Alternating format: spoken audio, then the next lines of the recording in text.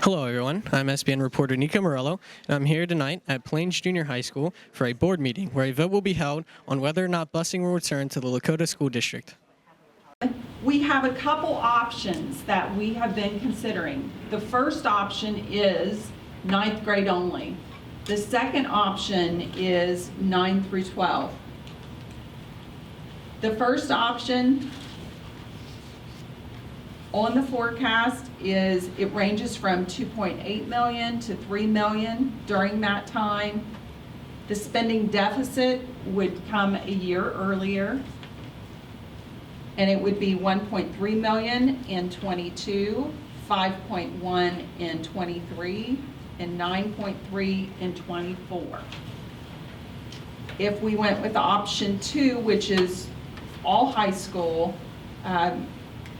it ranges from 4.8 to 5.2 million, and the spending deficit appears 2 years earlier.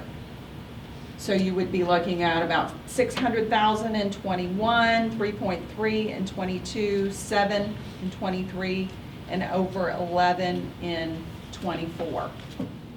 After reading the details on the 5-year forecast and reviewing the 3 different scenarios that were posted online today, at least I grabbed them today, I have more questions than I have answers. This vote feels rushed to me. I wonder what the hurry is. I understand the hurry with regard to trying to institute this for next school year. I get that that has to be a decision now, but why next year? Why not take the time, really understand the numbers and our scenarios that are ahead of us, and maybe push it to the year after? School busing should never be cut, but what should never happen again is that we tolerated it being pinpointed as a weapon against us to try and force us to pass levies in the future. Let's all make sure everyone understands that. Thank you. And I agree with Mr. York that it's a shame a district like this does not have at least freshman busing. And I came in here ready to support that. Seeing it in the context of the 5-year forecast, however, I agree with is it Mrs. Short that this does seem rushed, and we're looking at a $9.3 million deficit in 2024, which may be fiction. It may be high, maybe low. We don't know. You mentioned we have to have a plan, and we have to consider the impact of the facilities plan. Well, we don't have a plan. We were going to reallocate, that was the word that was used to me, funds to pay for transportation. This, as you can see from the cash balance, we're burning up cash. And I do believe that we've seen a demonstrated need for freshman busing, at least, but I am very concerned about where that money is going to come from unless it's a reallocation. If it's new dollars, I have grave concern about that. I think we have other potential issues in front of us, including the facilities plan, that are going to require far more assets than we even have in front of us. And it's my understanding we were estimating that we'll get an additional $400,000 from changes to the transportation formula, because there's been an outcry that transportation needs to be added back into the formula.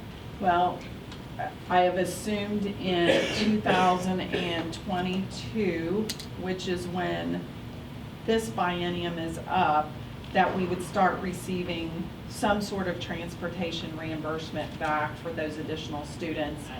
When busing was cut with the previous board, I don't want to cast judgment on that board because I didn't exist on it. However, I would have never cut busing for 9th grade. I would have never made that vote because I believe that it is so important to our 9th graders that we have intentionally placed in a separate building. And I believe that we have significant populations in our community that have 2 working parent families, and a quarter of our population lives in poverty. It is a real barrier to access education that I don't live necessarily in how those families live every single day. And so I think that for me, it's a priority that as a board that we need to make, and we need to figure out how do we reallocate funds to pay for that. I think I have a tremendous amount of faith that as a board and a treasurer that's been treasurer of the year, that we can sit down and figure this out. And like Jenny said, we have the luxury of it's not going to happen tomorrow.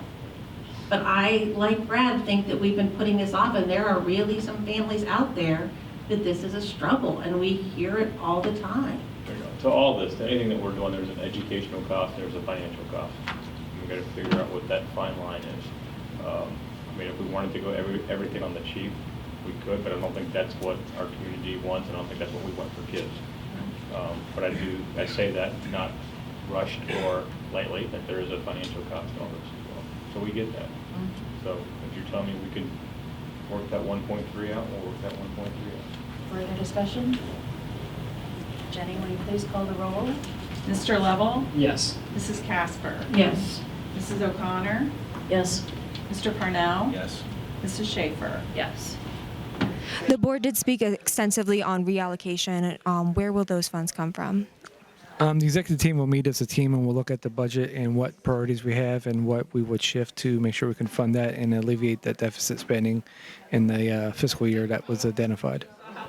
I also understand that extensive renovations or changes to the service center parking lot will be required under this plan. Can you elaborate on those? We'll have to look at expanding the service center parking lot to accommodate the additional buses we'll have and also the additional drivers. So we'll go through a process to look at that as part of our overall summer projects. I'm glad that they approved busing. I think that they should approve busing for 9th grade and even 10th grade. I know we'll cross that hurdle when we come to it. However, I think really locking it down, what's going to be reallocated in order to pay for it, is a prerequisite and really important. So how will this change affect you? How will it affect me? Honestly, it doesn't affect me, but I know that it affects a lot of people in our community, and I think it's the best thing for the community.